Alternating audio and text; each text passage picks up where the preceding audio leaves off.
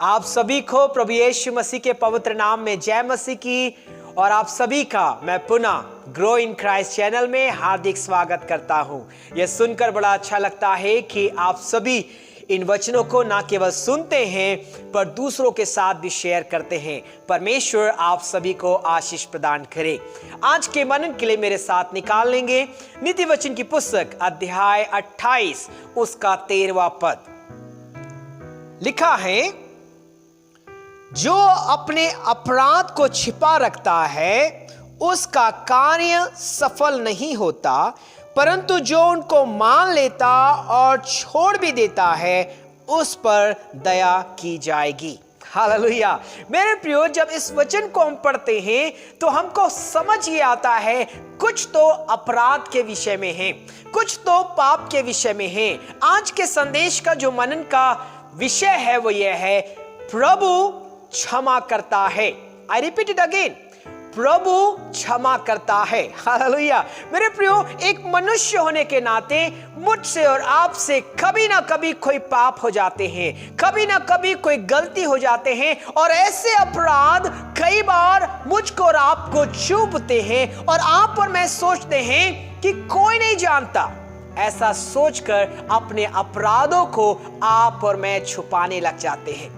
परमेश्वर के वचन पर लिखा है, जब आप भजन संहिता अध्याय 139 को पढ़ेंगे तो आप पाएंगे कि तूने मुझे आगे पीछे घेर रखा है, तेरी आत्मा से भागकर मैं किधर जाऊं। उसका मतलब यह है कि परमेश्वर सर्वव्यापी है, अंतर्यामी है। वो सब जो इस धरती पर होता है वो सब कुछ को जानता है। अगर आप और मैं सोचेंगे कि अपराध करके बच जाएंगे, एक कमरे में अपराध करके बच जाएंगे, चुपचाप अकेले रहकर अपराध करके बच जाएंगे, फोन में क्या अपराध कर रहे हैं उससे बच जाएंगे, मन पर क्या अपराध कर रहे हैं उससे बच जाएंगे, वो ऐसे कई अपराध जिसको लेकर आप और मैं सोचते बच जाएंगे, नहीं बचेंगे।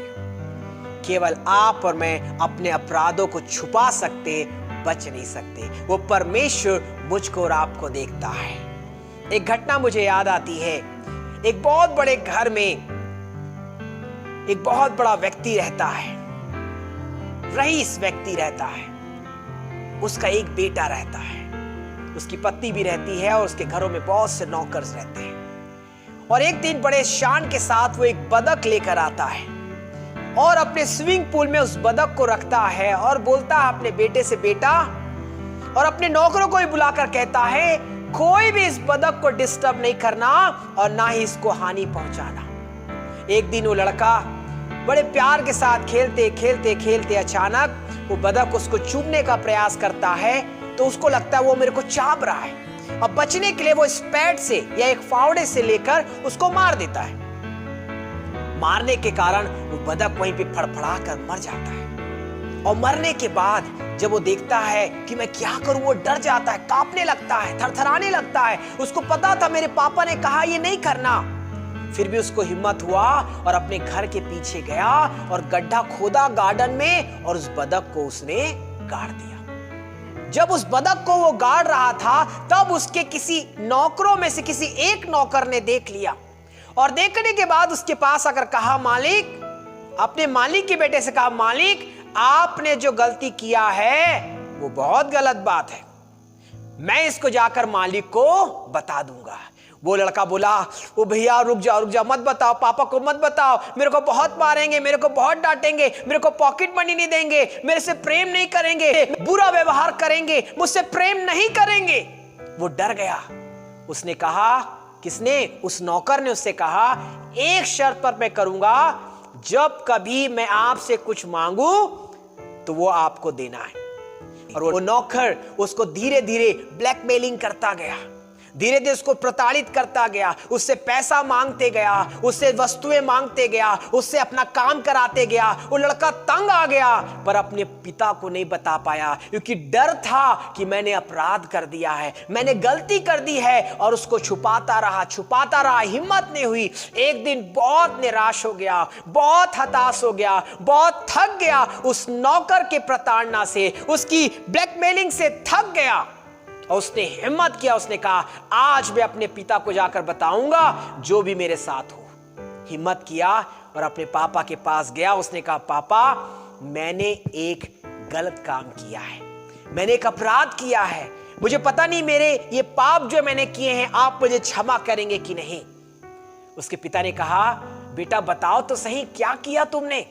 उसने बोला पापा, जो बतख आपने लाया था ना उसको मैंने मार कर अपने घर के जो गार्डन है उस पे गाड़ दिया है, मुझसे गलती हो गई पापा। अब वो रोने लगा, पश्चाताप करने लगा, बोला मुझसे अब दोबारा ऐसी गलती नहीं होगा करके वो बच्चा रोने लगा।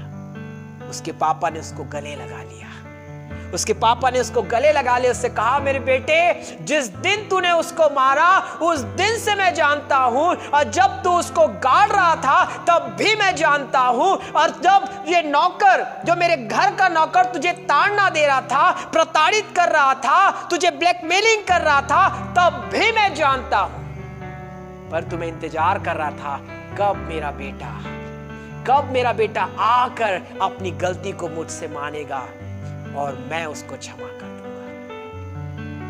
मेरे प्रियो, यही परिस्थिति आपकी और मेरी है। मेरा और आपका पिता परमेश्वर प्रभु यीशु मसीह मुझको और आपको भी देखता है, हमारी गलतियों को देखता है, उससे कुछ भी नहीं छुपी है, एक अपराध नहीं छुपे हैं। वो चाहता है मुझको और आपको हमारे पापों से क्षमा करने के लिए। पहला यूहन्ना की पत्री अध्याय 1 उसके 9वें पद पे लिखा है, यदि हम अपने पापों को मान लें तो वह हमारे पापों को क्षमा करने और हमें सब अधर्म से शुद्ध करने में विश्वास योग्य और धर्मी है। हालेलुया। मेरे प्रिय, प्रभु के वचन पे लिखा, यदि हम अपने पापों को मान लें।